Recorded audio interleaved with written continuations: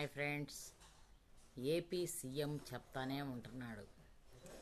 సంఖ్య తగ్గిపోతుంది, స్త్రీలు ఇద్దరికి ఆపరేషన్ చేయించుకోవద్దు, నలుగురినైనా ఆరుగురినైనా కనండి, బరువు బాధ్యతలు మేము మోస్తాము అని చెప్తున్నాడు.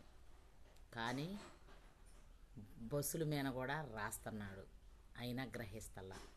స్త్రీలు జర భద్రం అని రాస్తున్నాడు.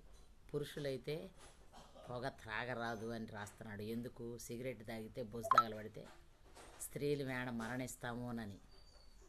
కానీ మన స్త్రీల్లోనే ఒక వ్యసనం అనే గుణంతో 50 మంది కలిసిన బస్సులో 100 మంది 70 మంది ఇట్లా ఎక్కి అనవసరమైన ప్రాణాపాయాలు తెచ్చుకుంటున్నాం ఫ్రెండ్స్.